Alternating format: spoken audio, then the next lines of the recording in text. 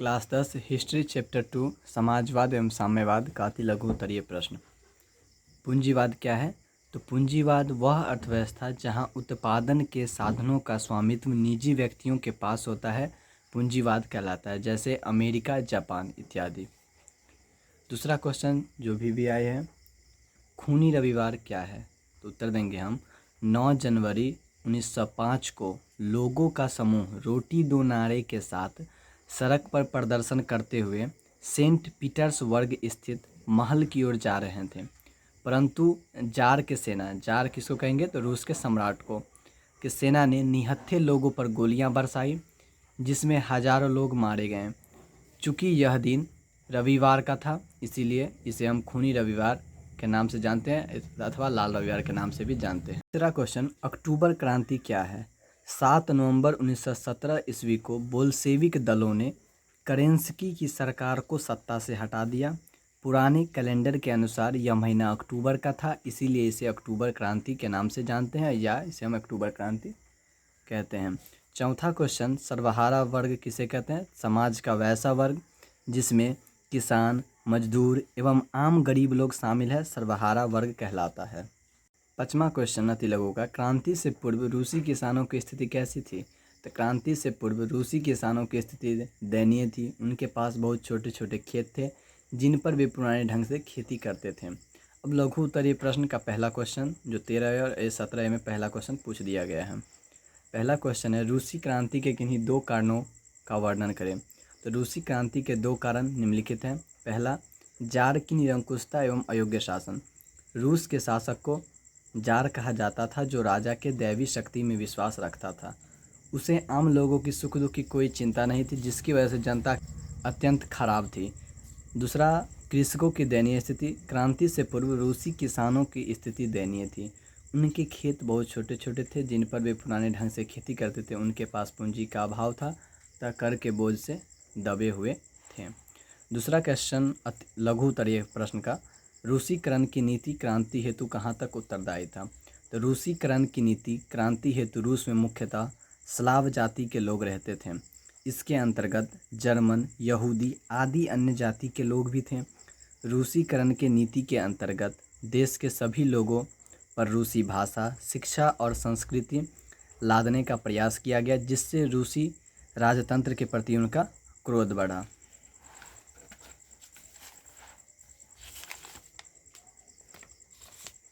तीसरा क्वेश्चन देखते हैं जो 14A और 17A में पूछ दिया गया है। क्वेश्चन है, साम्यवाद एक नई आर्थिक एवं सामाजिक व्यवस्था थी कैसे? तो रूस में बोल्शेविक क्रांति के बाद स्थापित साम्यवाद एक नई आर्थिक एवं सामाजिक व्यवस्था थी जिसने पूंजीपति तथा कुलीन वर्ग का प्रभुत्व समाप्त कर दिया। इस नई व्यवस्था ने कृषि भूमि को राजकीय संपत्ति घोषित कर किसानों में बांट दी। साथ ही उद्योग धंधे का भी राष्ट्रीयकरण किया गया, जिसका संचालन हेतु राजकीय तंत्र स्थापित किए गए। इस प्रकार साम्यवाद एक नई आर्थिक एवं सामाजिक व्यवस्था थी। चौथा क्वेश्चन, नई आर्थिक नीति मार्क्सवादी सिद्धांतों के साथ समझौता था कैसे? तो लेनिन द्वारा 1921 ईस्वी में नई आर्थिक नीति की घोषणा की गई, जिसके अंतर्गत जमीन किसानों को दिया गया, उद्योगों का विकेंद्रीकरण किया गया तथा सीमित तौर पर विदेशी पूंजी को भी आमंत्रित किया गया, जो कुछ हद तक मार्क्सवादी मूल्यों से समझौता था।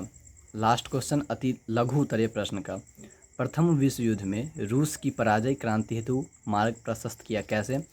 प्रथम विश्व युद्ध में रूस मित्र राष्ट्रों की तरफ से युद्ध में भाग लिया या शामिल हुआ, जिसका एकमात्र उद्देश्य रूसी जनता को बाहरी मामलों में उलझाना था। परंतु रूस की पराजय ने जार की कमजोरी का खुलासा किया, साथ ही राजतंत्र की प्रतिष्ठा भी गिर गई, जिससे रूसी जनता में क्रोध की भावना थी। दीर्घ उत्तरीय प्रश्न जो 5 मार्क में पूछा जाता है, उसका पहला क्वेश्चन 11A और 17A में पूछ दिया गया है। रूसी क्रांति के कारणों की विवेचना करें, मतलब रूसी क्रांति के जो कारण हुआ था उसका आज हम क्वेश्चन करने जा रहे हैं। आंसर इसका होगा, रूसी क्रांति के कारण निम्नलिखित हैं। जार की निरंकुशता एवं अयोग्य शासन। रूस के शासक को जार कहा जाता था जो राजा के दैवी शक्ति में विश्वास रखता था। उसे आम लोगों की सुख दुख की कोई चिंता नहीं थी, जिसकी वजह से जनता की स्थिति अत्यंत खराब थी। ये पहला कारण था। दूसरा कारण, कृषकों की दयनीय स्थिति। क्रांति से पूर्व रूसी किसानों की स्थिति दयनीय थी। उनके खेत बहुत छोटे छोटे थे जिन पर वे पुराने ढंग से खेती करते थे। तीसरा कारण देंगे मजदूरों की दयनीय स्थिति। रूस में मजदूरों की स्थिति अत्यंत दयनीय थी। उन्हें अधिक काम करना पड़ता था परंतु उनकी मजदूरी काफ़ी कम थी। उन्हें कोई राजनीतिक अधिकार नहीं थे। चौथा कारण देंगे रूसीकरण की नीति।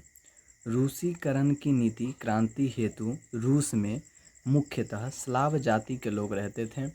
इसके अंतर्गत जर्मन, यहूदी आदि अन्य जाति के लोग भी थे।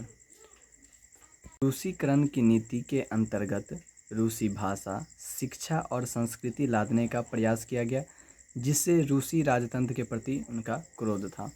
लास्ट कारण 5वां नंबर तात्कालिक कारण प्रथम विश्व युद्ध में रूस की पराजय। प्रथम विश्व युद्ध में रूस मित्र राष्ट्रों की तरफ से युद्ध में शामिल हुआ जिसका एकमात्र उद्देश्य रूसी जनता को बाहरी मामलों में उलझाना था। परंतु रूस की पराजय ने जार की कमजोरी का खुलासा किया, साथ ही राजतंत्र की प्रतिष्ठा भी गिर गई जिससे रूसी जनता में क्रोध की भावना थी। इसमें से हम 5 को कारण दिए हैं, आप 3 कारण कम से कम लिख सकते हैं। दूसरा क्वेश्चन, नई आर्थिक नीति क्या है? उत्तर देंगे लेनिन द्वारा 1921 ईस्वी में एक नई नीति की घोषणा की गई जिसे नई आर्थिक नीति कहा जाता है, जिसके अंतर्गत निम्नलिखित बातें सम्मिलित थी। किसानों से अनाज के बदले निश्चित कर लेना। सैद्धांतिक रूप से जमीन राज्य की थी परंतु व्यवहारिक रूप से जमीन किसान की हो गई। उद्योगों का विकेंद्रीकरण किया गया। चौथा नंबर विदेशी पूंजी को आमतौर पर आमंत्रित किया गया। 5वां नंबर व्यक्तिगत संपत्ति को मान्यता मिली। और लास्ट विभिन्न स्तरों पर बैंक खोले गए। यही था नई आर्थिक नीति। तीसरा क्वेश्चन दीर्घोत्तरीय प्रश्न का, रूसी क्रांति के प्रभाव की विवेचना करें। तो रूसी क्रांति के प्रभाव निम्नलिखित हैं। पहला नंबर स्वेच्छाचारी जारशाही का अंत हुआ तथा सर्वहारा वर्ग की सत्ता स्थापित हुई। दूसरा नंबर रूसी क्रांति ने विश्व को साम्यवादी विश्व और पूंजीवादी विश्व को 2 खेमों में बांट दिया। तीसरा कारण प्रभाव द्वितीय विश्व युद्ध के पश्चात अमेरिका और रूस के बीच शीत युद्ध की शुरुआत होगा। चौथा इस क्रांति के पश्चात आर्थिक नियोजन के रूप में एक नवीन आर्थिक मॉडल अपनाया गया। और लास्ट इस क्रांति के पश्चात एशिया और अफ्रीका में उपनिवेश मुक्ति को प्रोत्साहन मिली। चौथा नंबर कार्ल मार्क्स के जीवनी एवं सिद्धांतों का वर्णन करें। तो जीवनी के बारे में हम पहले कार्ल मार्क्स से देखते हैं। तो कार्ल मार्क्स का जन्म 5 मई 1818 ईस्वी को जर्मनी के यहूदी परिवार में हुआ था। उन्होंने बोन विश्वविद्यालय में विधि की शिक्षा ग्रहण की तथा बाद में वे बर्लिन विश्वविद्यालय चले गए। मार्क्स हीगल, मॉन्टेस्क्यू तथा रूसो के विचार से प्रभावित थे। एंगल्स के विचारों एवं रचनाओं से प्रभावित होकर श्रमिक वर्ग के कष्ट एवं उनकी कार्यों की दशा पर गहन विचार आरंभ किया। मार्क्स ने एंगल्स के साथ मिलकर 1848 ईस्वी में साम्यवादी घोषणा पत्र प्रकाशित किया जिसे समाजवाद का जनक कहा जाता है। उन्होंने 1867 ईस्वी में दास कैपिटल्स नामक पुस्तक की रचना की जिसे साम्यवादियों का बाइबिल कहा जाता है। कार्ल मार्क्स ने कई सिद्धांत दिए जैसे द्वंद्वात्मक भौतिकवाद का सिद्धांत, वर्ग संघर्ष का सिद्धांत, इतिहास की भौतिकवादी व्याख्या, मूल्य एवं अतिरिक्त मूल्य का सिद्धांत, राज्यहीन व वर्गहीन समाज की स्थापना। अब लास्ट क्वेश्चन दीर्घोत्तरीय प्रश्न का जो 16A में पूछ दिया गया है, यूटोपियन समाजवाद योग का वर्णन करें। उत्तर आधुनिक समाजवाद का विभाजन 2 चरणों में किया जाता है, मार्क्स से पूर्व और मार्क्स के पश्चात। मार्क्स पूर्व विचारधारा को यूटोपियन समाजवाद कहा जाता है जिसके प्रमुख चिंतक Saint Simon, Charles Fourier, Louis Blanc, Robert Owen आदि हैं। सेंट साइमन का मानना है कि राज्य एवं समाज इस प्रकार हो कि जिसमें लोग एक दूसरे को शोषण करने के बजाय मिलजुल कर प्रकृति का दोहन करें। उन्होंने घोषित किया, प्रत्येक को उनकी क्षमता के अनुसार तथा प्रत्येक को उसके कार्य के अनुसार। चार्ल्स फॉरियर आधुनिक औद्योगिकवाद के विरोधी थे, वहीं लुई ब्लॉ आर्थिक सुधारों को प्रभावकारी बनाने से पहले राजनीतिक सुधार चाहते थे। रॉबर्ट ओवन ने कहा है कि संतुष्ट श्रमिक ही वास्तविक श्रमिक है।